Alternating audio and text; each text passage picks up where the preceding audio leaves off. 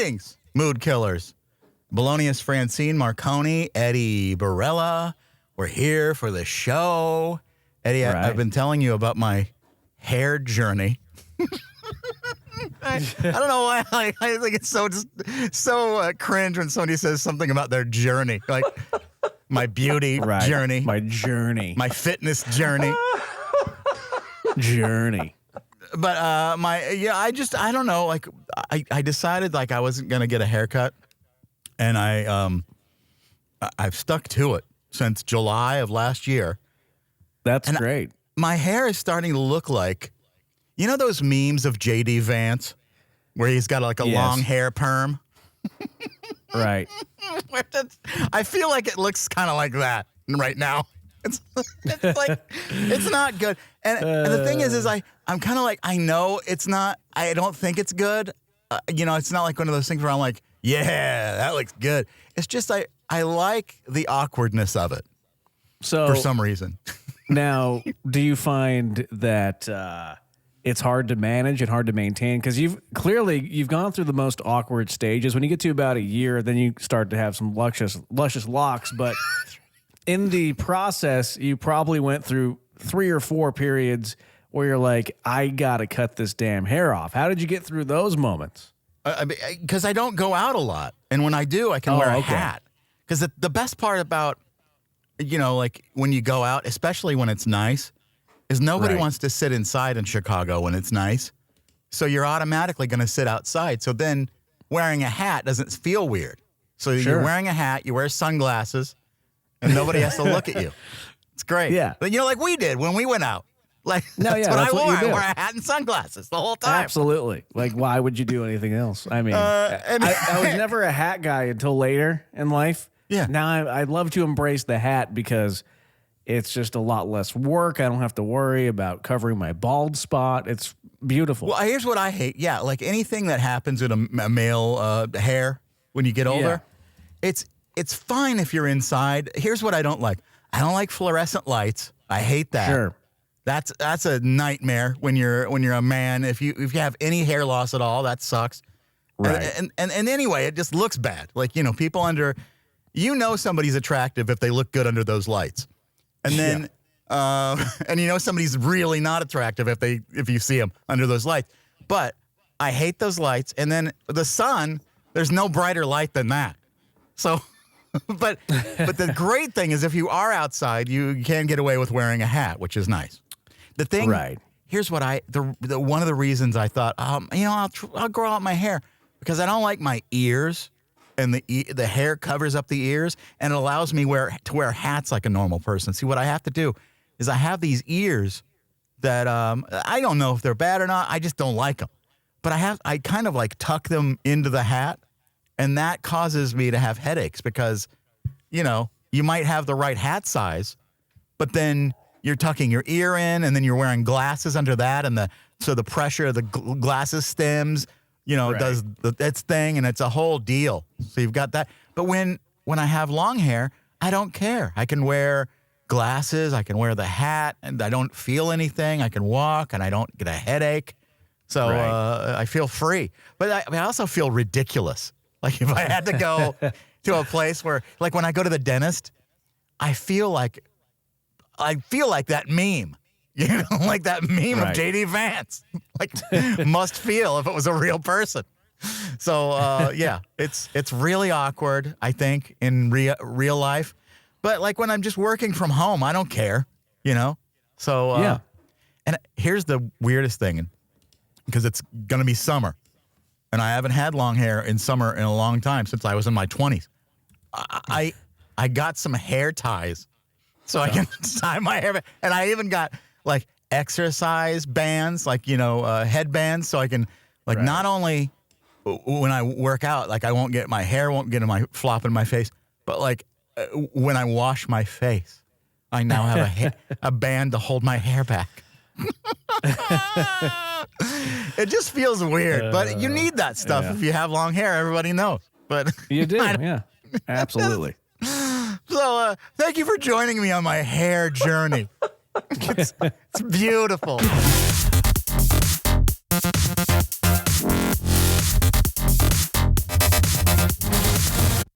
right, Eddie, you know what time it is? Hey, you've been scrolling for a while now. Keep scrolling, keep scrolling, keep scrolling. Now, these clips are fresh from TikTok. And I think some of them you may have heard. Maybe I've sent them to you, Eddie, but I know you love to hear them again anyway. How about a story of a drive-through customer's generosity? When I worked at Taco Bell, we had this one regular who would come through the drive-thru at like 11 p.m. or like midnight, right around, and he would order the same thing every time. And it was one mean burrito with green sauce wrapped so it was open on one side like they used to do back in the 80s and the 90s. And if you got all of that right on the first try and he didn't need to go back and have you re-roll it or anything, then he would look you in the eyes and he would tell you, can you lean out the window and hold out your hands?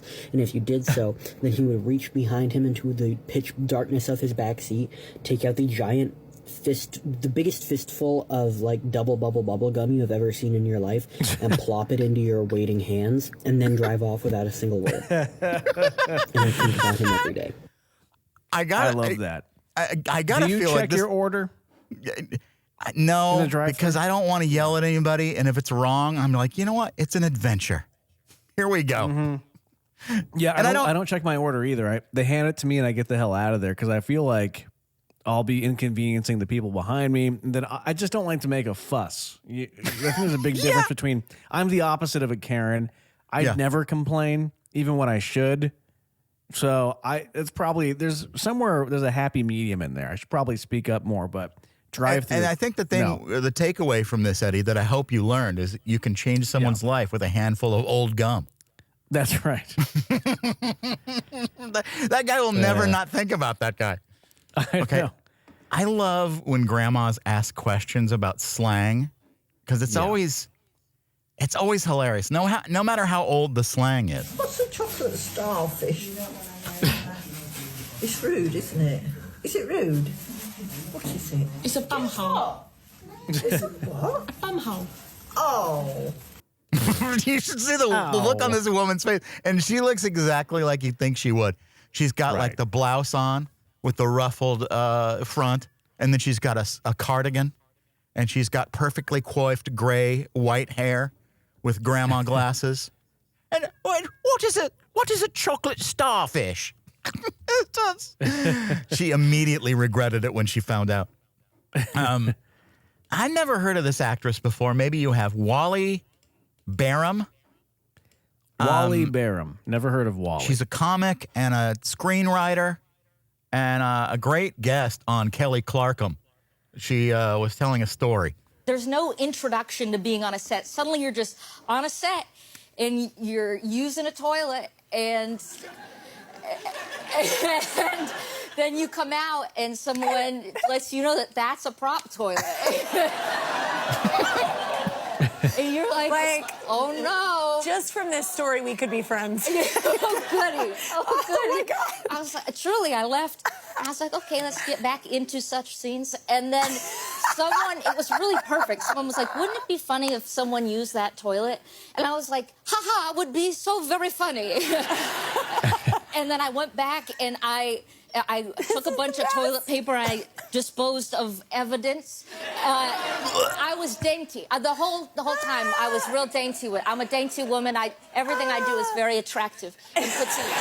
It's true. And so then I wrapped, like a raccoon, and then I shoved it in my purse.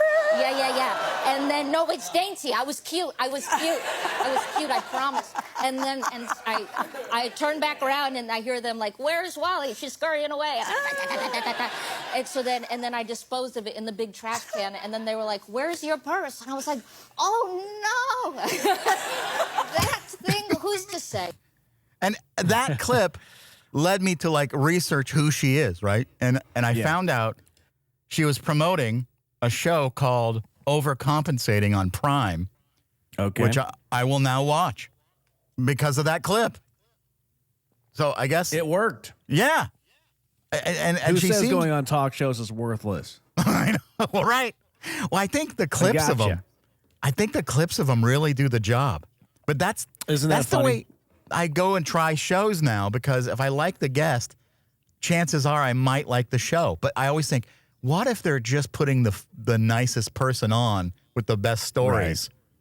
Who knows? And then sometimes the shows are pretty good. But I'll have to see. There's a lot of stinkers out there, though. There's no way you can produce that many good shows. And I'm running into just a lot of terrible shows. There really are. Even the ones that I used to like that have been on for a while, like this new season of Black Mirror is terrible. I don't know if you've tried to watch it. I watched it. The thing I think was kind of annoying is it was too predictable, that especially the one with what's Quincy Jones' daughter? I like her, but and she's married to the guy from the IT crowd. I can't remember who it is, but Candace Bergen. No. Is it Shakita Jones? No. Oh, Rashida Jones. Thank the you. one from There The you go. Office. Yeah, and she something happens to her, and they have to like go to this company in order to keep her alive. They put her on this program, and then they keep saying, well, if you want her to, function normally, you'll have to upgrade to this plan. And it's like basically what we talk about with subscriptions. Right. And I liked it, but it kept going. And every time something would glitch, you knew like, oh, she's going to go into that office, and they're going to say, well, we just came up with this new plan. And the reason you're so sleepy is we're taking your sleep cycle and using it to energize the program. But if you'd like to remove that, it'll cost you another $800 a month, something like that. And I'm like, it's too terrible because that's what's going to happen in life if we get this technology like that. Right. So I don't know. But you're right. Black Mirror was a little bit disappointing. It wasn't as good. No, it wasn't. Not as good as that first one where that guy, they made that ambassador have sex with a pig. Oh, yeah. How are you going to top that? Now, here's one of our hero, Larry David, on the way he wants to live his life. I have to have a very regimented life. I don't like traveling. I don't like going anywhere. I like going to the office. I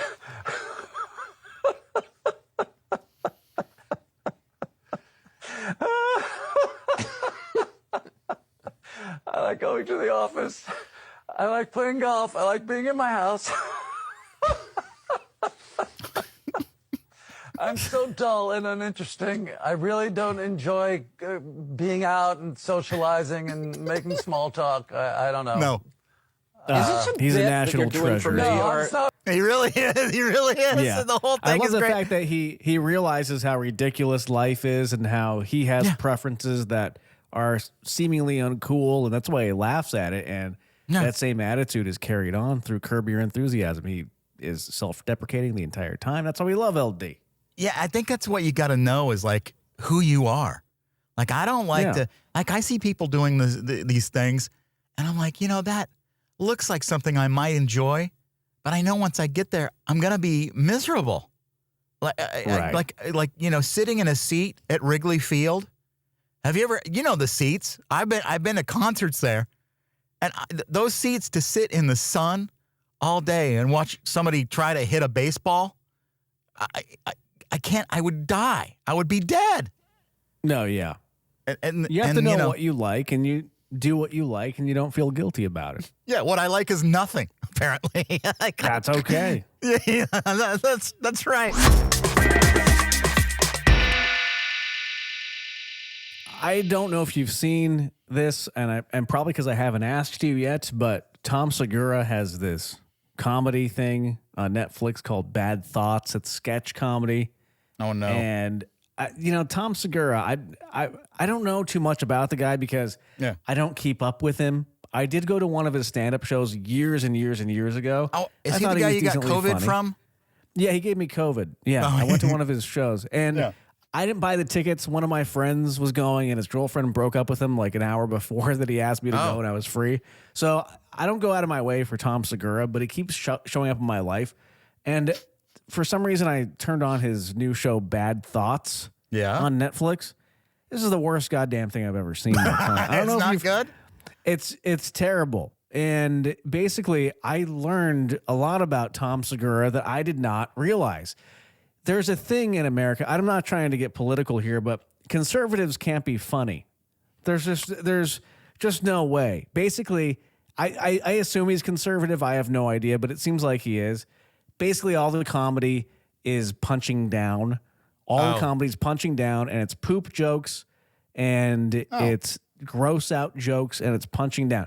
Now, I like poop jokes. I like fart jokes, whatever. But if you look at a movie like Dumb and Dumber, they did it right because it's funny. You're in on these people are not punching down. You know, they are the underdogs. They're losers. They're Dumb and Dumber. Am I correct? Is Tom Segura like a guy that grew up with a family that had a great fortune? Like his dad was like some honcho in Big Pharma or something like that?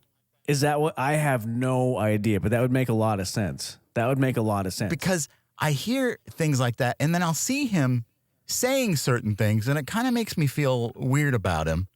And I don't, and I, like, again, like you, I don't know him, anything like that. And that Two Bears, One Cave, like, has really funny moments that I've seen clips of. I've never listened to it, to be honest, but I've heard that about him, that he's kind of like a conservative dude that masquerades in the world of alternative comedy, which is that would describe exactly what this show was trying to kind of purvey to the audience. But if you start to watch it, you realize that his alternative comedy facade is very thin and it quickly disintegrates. And then you're left with this guy that really is not that funny. From what I understand, like I did a deep dive into Tom Segura a little bit on Reddit. People were talking about how he used to be funny.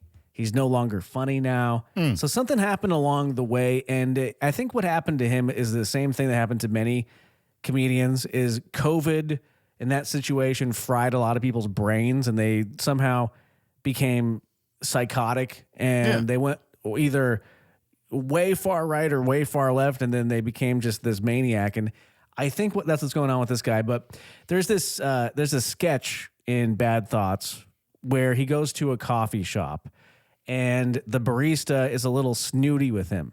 So the rest of the sketch is just him beating the crap out of the barista. So he punches the barista, he kicks it, and then it gets like really physically? graphic. Actually, physically, wow, it gets very graphic. Like. When I say graphic, I mean like extremely graphic, like him ripping this guy's eyeballs out of his. And it's supposed to be funny, like it's a cartoon or something. Well, I mean, it's just very gory and disgusting, and it's basically him living out this fantasy that he has when he goes into a coffee shop. And I noticed that a lot of these middle-aged kind of conservative comedians have this fantasy where they go into a coffee shop and then beat the crap out of a barista. You know, the barista can never get the coffee right for some reason. Or their name right. It's always there's always the joke of they can't get the coffee right. They can't get the name on the cup right. That's a never ending joke that everyone has to show you and explain. Like, my name's Tom. They wrote Timu. You know, that's right. And then what it boils down to is you have a man of privilege beating up somebody who's working for minimum wage. And I'm just like, what is he that out of touch? There's nothing funny about this. Maybe I'm wrong, but maybe this is a guy who never had to work any kind of service. Because a lot of these people that never have to work those things don't have any empathy for them. Right. You know? And the way that this sketch is written, it's like the worst moment of his entire day when he goes to get a cup of coffee and then something is wrong with it. And I'm like, wow, could you imagine? That's the your worst struggle. part of your day. Yeah, this is his struggle. So, anyways, I just wanted to warn everybody. You may inadvertently see Bad Thoughts come up on your Netflix recommendations, especially if you like that I Think You Should Leave show, which is brilliant. It's going to give you other sketch comedy recommendations, but please do not watch Bad Thoughts. You're out. You're anti. You're like, no, don't watch it. I'm telling people don't. It's a waste of your time and energy, and you're going to be upset. And do you think Tom Segura thinks it's good? Yes, I do. And I'm kind of worried about the guy because if he thinks that this is funny, he must be surrounding himself with a bunch of yes men and women around him that tell him, oh, you can never do anything wrong. Everything you say is hilarious, because that's the kind of comedy you're getting. You're getting comedy of somebody who's so far up their own ass, they don't know what is funny anymore. And was the other guy in there, the shirtless dude? What's his name? I always forget his name. Bert Kreischer. No, he was not in there. No. Because they're like best friends, right? I thought. They do a podcast, I believe. Is that it? Like, wait, hold a second. So if you do a podcast together, that doesn't mean you're friends? Wait a second, Eddie. Wait. All right, Eddie, it's time once again for my Marconi logs.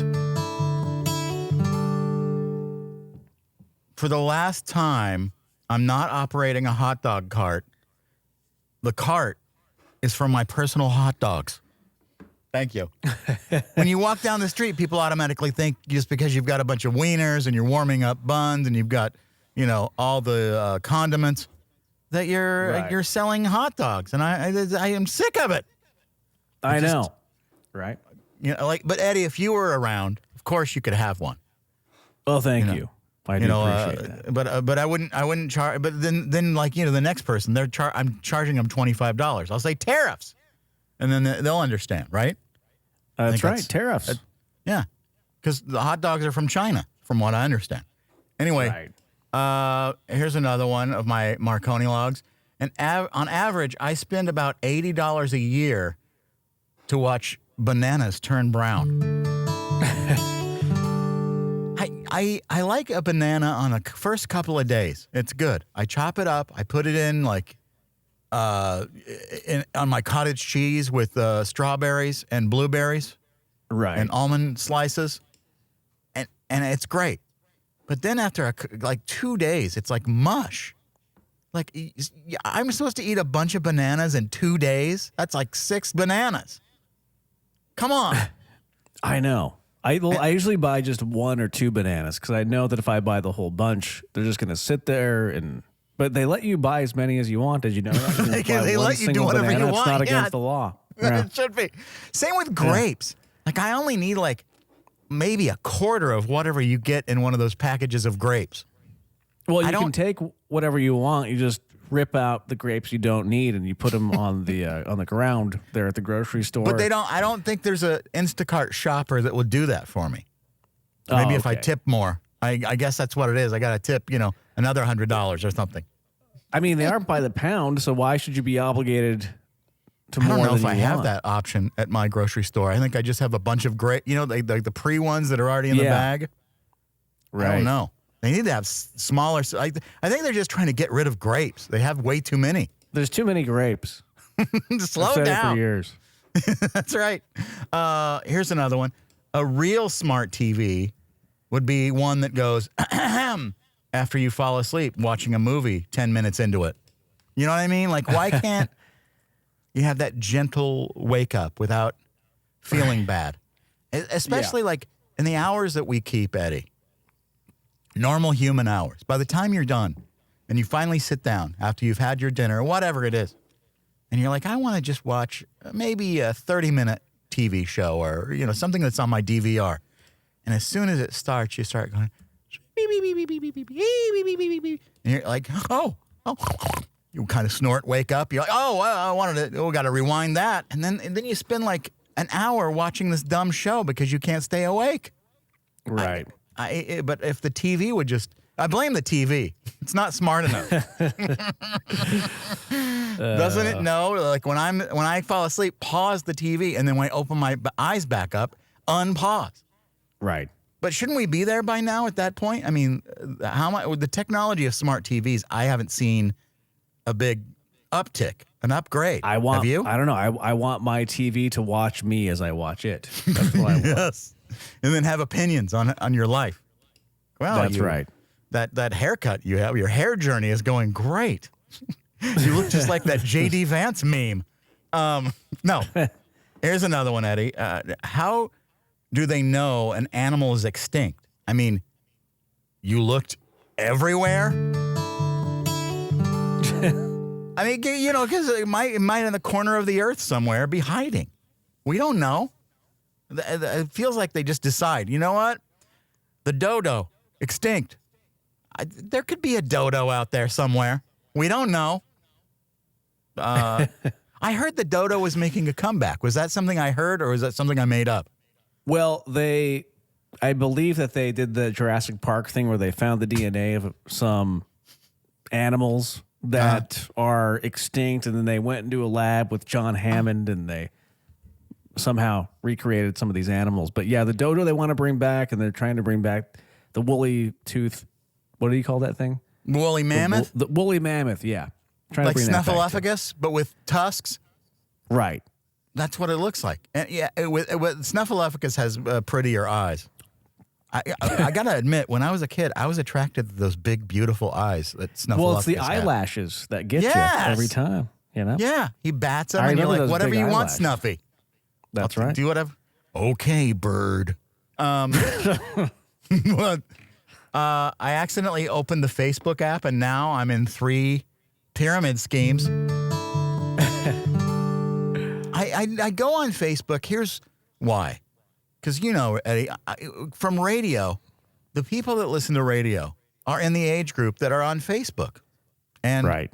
so a lot of the people that I know that listen to me from radio are on there. So, okay, I'll post something. And I started posting political things on there. And then I realized I connected my Facebook to Threads. And then my Threads goes wild with people I don't even know who they are. And some of them don't even follow me. I get re-threaded or whatever they call that now on Threads. It's like a bunch of maniacs. And there are a lot of bots on there too. Anytime you type the word MAGA, they go nuts. And it's always like these accounts that, you know, have no followers and they're private and they're, you know, some guy with sunglasses on his hat, something like that. Anyway, I assume it's a bot. But it's wild. So anything I post there, it's on the Threads. But I do like it. But at the same time, I don't like Facebook. I don't like Mark Zuckerberg. I don't like but I'm there because the people are there. Why do the damn people have to be there? Is all I'm saying. Can they leave and then we can leave too, like once and for all? Don't you want to? Because you left Facebook years ago, right? You still have it. Yeah, But and I haven't looked back. I mean, I have the profile because I need it to log into other things like Everything, I have business things tied to it essentially. Right.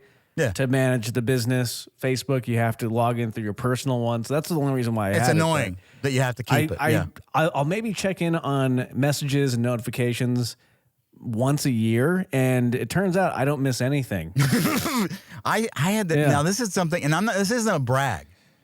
Since I started posting political stuff on my Facebook page, I've had to stop looking at Messenger because it's either somebody because my Facebook page is private because but then it goes right to Threads. So I know those people aren't on Threads, but anyway, people are like, I can't share your posts or I can't do this. Or they'll send me like 1,200 different things. Or they want to ball me out because they don't like my my attitude, you know? And I don't care what they think. Unfollow me. So I just people think you need to think their way or you know, like they need to straighten you out. Like, so I don't even open. And I used to, you know, keep in contact with certain friends through Messenger, but I don't anymore. So yeah, you know, I don't. I think anybody that I want to contact me has my phone number by now, and if somebody was really that interested in finding me, they could. It's not that hard.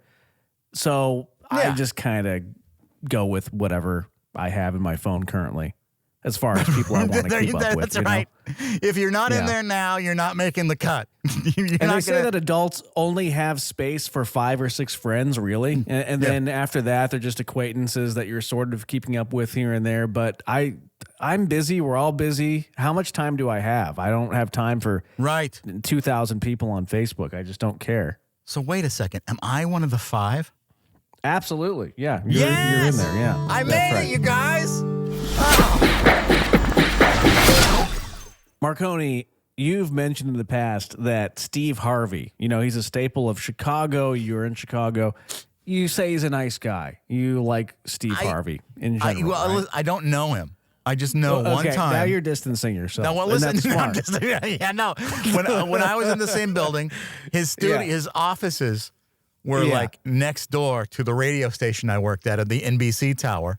Right. And then he did his show in the same building, in the same studios that Jerry Springer did his show and Right. Judge Joe Mathis did his show. The All the NBC shows. Tower, right? Yeah, in Chicago, where it and is? then it's modeled after 30 Rock in New York. It's like And- a mini 30 Rock. It's beautiful. And then once in a while he would walk by, and he was real like a nice guy.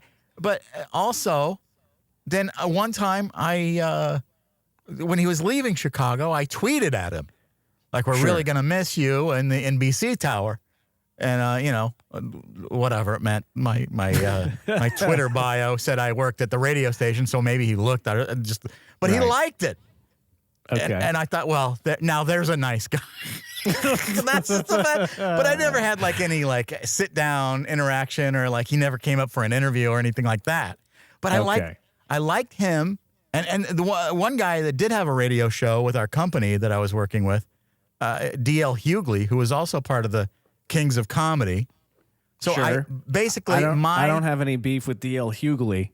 But my love for Steve Harvey stems from that movie, Kings of Comedy, and the people in that movie, especially Bernie Mac, was my favorite. Oh, I mean, Bernie Mac, genius. D.L. Yeah. Hughley, genius. Yeah. But Bernie Mac had warnings when it came to Steve Harvey. He was always sounding the alarm kind of covertly, if you will. He would say things about Steve Harvey's character that we should be aware of. And I don't know if you've been following the P. Diddy trial at all, but Steve Harvey came up in the P. Diddy trial. Oh, no. Apparently, there's an allegation with Steve Harvey getting wrapped up in that whole world. And I went ahead and did some investigative journalism, and I pulled up this clip of Steve Harvey's TV show that he was taping just feet away from you in the Chicago building there at NBC Tower. Don't This try is to what tie me into this. You were close to this, to what happened in this clip from the Steve Harvey show. Now, with P. Diddy and the whole trial and his freak off parties, baby oil comes up a lot. Yes. You've heard about the baby oil? So Everybody has. Everybody has by now. Here's Steve Harvey. This is just a random clip from his show, the Steve Harvey Show. Now, if you have ever watched my show, you have heard by now I am a baby oil specialist. Buy this for your guy, ladies, but you are the beneficiary. And the beauty of this is sweet baby oil, in case some get on his mouth. Huh? Sometimes when I'm with my wife and it get real sexy, I apply the baby oil with my lips. Woo! Yeah, baby oil. Everybody say baby oil. So you're saying just because he mentions baby oil, but he's guilty of something? Now, that's one clip of about 8 out there where he's talking about baby oil. He talks So he about really baby loves oil. it. But that doesn't mean he's guilty of anything. I mean, I don't know what he did with Diddy's parties. He was at the parties? Well, apparently he's involved somehow. His name is coming up a lot. Oh, no. One of his daughters is coming up a lot. I don't have the details on this because a lot of this isn't given to the public. But we do know that Steve Harvey is involved and may even be a victim of P. Diddy. We don't know for sure. However, is this we one of do those know that trials he that's loves not on baby oil. television because they have to draw the sketches of every person that's on the stand? Because all I've seen are sketches of the trial. Right. Yeah, just sketches. That's all we've been able to see so far. They really But make a mistake because could you imagine getting to see this? No, that would be the only thing people would be talking about if it was on TV or streamed Right. somewhere, Streamed on Adobe, the Diddy trial. You know, Can you get a what microphone in there, Eddie? Just lock it down. An exclusive. I know I should. I should get in there. I should get in there with a microphone. But Yeah. I will just say this is a fact. Steve Harvey has deleted any post on his social media that has to do with P. Diddy. He did it just the other day, like a couple days ago. He 'Cause cleansed the it. heat's back on him. And when people go back and delete things, to me, that screams they might be feeling a little guilt. I mean, there are clips of Steve Harvey, and this bummed me out because I was a big fan of him for a long time. I liked him. I like him on The Family Feud. I think that's a good show. I don't watch it all the time, but when I see it, I like it. And I think he's a good host. I never really watched the show that he taped in the same building as me at NBC Feet Tower away in from Chicago. you. Yeah. Feet, literally. Yeah. Like if I walked in the wrong door, I would be on the show. You know what I mean? Like, I know. I mean, you're an accomplice at this point to anything he may have done or said. that's right. No, I'm not. How dare you? But he said in a tape, like I saw somewhere, he was for Donald Trump. Maybe it was the pre-election before now. I don't know if he still is. But that really bummed me out because I would never think that he would be pro-Trump. It just seemed weird. It doesn't surprise me. I don't know why. I get bad feelings when I look at this guy. Even on Family Feud, I just get, you know how sometimes you meet somebody and you're like, something's off here. Yeah. I've always felt that about Steve Harvey. I don't know why. Always. But he is the best. I think he's the best host of that feud. Richard Karn was the best. Oh, I'm sorry. I forgot about Yeah. Richard Karn. Richard Karn? Wow. Oh, Richard man. Karn? Thank you for joining us on our little journey. Another episode. Eddie, how do you feel about today's episode? It was good. I got to get a couple things off my chest, and I don't like to talk crap about people, but much like our hero Howard Stern, if somebody rubs me the wrong way with hypocrisy, I will call them out right here. Now, are you just mad at Tom Segura because he gave you COVID that time? He did give me COVID. I went to his show, and this is at the beginning of COVID. And you sat And- like what, row 5, something like that? I was very close to where he Like, was. Could his spittle have gone from the stage to your mouth? Anything is possible in a closed environment. We don't know. Yeah. So, I mean, and then would you have noticed if he'd spat in your mouth accidentally? probably not. That's the thing. Is I was laughing at the time. My mouth was Right. open and my eyes were that's closed. the thing is, a lot of times at comedy shows, our mouths are open, and this was And the before. thing is, at comedy shows, you're usually laughing a lot more than you would in real life. Yeah, why because- is that? Do you feel like you have to laugh?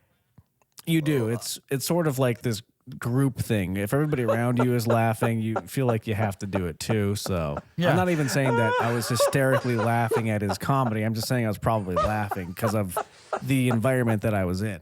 Were you slapping your knee a couple of times? Slapping my knee. That's right. Yeah, it's true though. You're right. Because when you're at a comedy show, somehow you feel like a duty to the comedian Right. to react in such a way that will encourage them to do more. Yeah, even if you're in an arena or a small club, you want to make sure you're encouraging, unless they're just really, really bad. And in that case, there's no saving them, and they know they're having a bad set. So, But you liked what you saw of Tom Segura. You thought he was funny. I thought it was fine. I mean, it wasn't the best comedy I've ever seen, and I would not go out of my way, and I wouldn't buy a ticket to a show. But somebody offered me the free ticket, and I went, Yeah. and I enjoyed myself. So, Yeah. Who is your favorite white comedian right now? Because I had to say, okay, there's a couple. Nathan Fielder, I would say, is number one right now. I was going to say Nate Bargatze was one of mine, but I don't know. Do I still like him? I see him a lot, and that's why maybe I'm put out on him because there's too much. Okay. And he's on commercials now. I can't picture him, but Big bulgy eyes, Southern guy, funny, but Okay. I think he's done too many comedy specials too close together. I don't know. okay. Maybe I'm wrong. But yeah, I prefer, like, honestly, if you want to get really funny, like, I think nothing beats Chris Rock for me. Chris Rock is just one of the funnier. He's just funny. Like, he doesn't have to try that hard, and he's funny. Chris Rock is good. He's good. And like I said, like, Kings of Comedy, Bernie Mac, and I know, like, that's not current stand-up, but and R.I.P. Bernie Mac. He had gone before his time. It was only at 43, I think. Really? He's yeah. that young? Wow. Yeah, Chicagoan, and Great guy. Yeah, and I loved him, and I used to be able to recite a lot of his jokes. And when I was a kid, I remember I got to watch somehow Eddie Murphy. And I thought he was really funny on the Raw, where he's in that leather jumpsuit or whatever it is. Eddie He's in Murphy's a classic one. Sure. Yeah. He's funny. The kid that's on the the Daily Show. Josh, what's his name? He's got long braids, and he's on TikTok a lot. Like he does his I know stand-up. who you're talking about. He's good. He's really funny. He's one of my favorite comedians right now, I think. He's a good one. I think those are good ones. Matt Friend is very good. Friend. Sounds familiar. He does all the impressions. He's more of like an impressionist. Apparently he does stand-up comedy, but he's the one that does the Mitch McConnell impression. He does. Oh yeah. Yeah. I know you like him probably He's more funny. than me, but I think he's good. I don't know if does he do stand-up? Is that he his does thing? do stand-up. I haven't seen much of his stand-up, but I what only like see him is when he's in front of celebrities and doing the impression of them, and then the celebrity has to like go, haha, that's good. So I always feel like it's real what awkward. you should do is you got to watch when he goes on to Fox News, because he roasts them to their face and they don't acknowledge it or It's like realize what finally he's maybe doing. something's funny on Fox News. Well, he sat down with the Fox News morning show, whatever it's called, and the first words out of his mouth was, "It's great to be here with the cast of Get Out." That's good. But then he's just so fast, though, that they didn't catch it. Then he dives into something. Then he dives into his Donald Trump impression, and then they have one black guy on their newscast that he's like saying, "Oh, you're my favorite African American," and all this, and like making Trump look really bad and making in front of Fox News people. But they keep bringing him on. I don't know why. Probably because ratings. Probably gets an audience. They're starving for anything. And That's right. I've only seen that show from clips. I've never actually turned on a TV to see what that morning show is. You know, I like when Pete Hegseth was running, gonna be whatever he is now before he was appointed.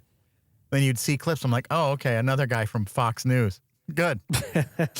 But there's a comedian that there's a ton of them that I like.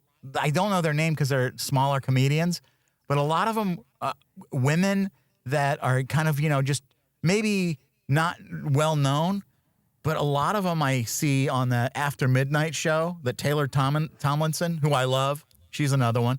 And a lot. Then I'll see them on the show, and then I'll study some of their stuff and see if they have any videos. And they're great, but they're all over. Like, there's so many of them. There's a lot of them. I really enjoy the more up and coming ones than I do the big ones. I like to go to the established, even open mic comedy nights. If you go to one with a little bit of experienced people, you actually find a lot of really funny people there. But then at the same time, as much as I love stand-up comedy and stuff, Ron Funches, one of my favorites. If you've ever seen him live, he's fantastic. We went to that show with him that one time. Yeah, he's a good one. Yeah, Ron Funches and Ian Carmel, they're good. Sure. But I think, like, to me, sometimes I need a break from it. Like, it's, like the cartoons I was saying, like some cartoons are just nonstop. They go all the time. There's always a voice, no pause for breath or anything. And sometimes you can't go to stand up tired. You have to be in a good mood. Yeah, I need to sit under a tree and read a book or something. You know what I mean? And then I get it. Stop scrolling or whatever. Well, but when I don't want to laugh, I'll just go to Burbank over here. There's a comedy club, and every Monday Jay Leno is there. So I go there to collect my thoughts. My Monday's Leno night, whatever. Yeah, let's get some. She's there. Let's go get some after work highballs and watch Jay Leno tank. Let's go. I gotta clear my mind and relax a bit. Yeah. Oh, I almost forgot a dollop of joy before we leave, Eddie. I know we're out of time, but here we go. Now, this is a clip, and it's happening. We don't talk about the weather on this show, but something is really weird about, especially in Chicago, because one day it'll be 89 degrees, the next day it's 45, and then it's 70, and then it's 30, it won't make up its mind. And this woman said it perfectly. I'm so tired of getting in my car and having to turn my dial from heat out, heat out, out, heat out, heat out. Goddamn, pick a side. Yeah. Pick a side. You know what I mean? 'Cause it's like it's the season where no matter what you put on, it's wrong. If you decide I'm going to wear short sleeves today, it's freezing outside and windy. But if you put on a jacket, you're sweating through it. It's right. I hate it. But you know, heat air, air heat. I can't make it. So yeah, just think about that, and hopefully you won't be miserable like me, Eddie. I hope that we see each other soon. Once again, we really are friends. Are you sure? I'm in the 5. You're in the 5. All right. Well, I'll have to take your word for it. Time will tell if I'm really in the 5. Time will tell. That's right.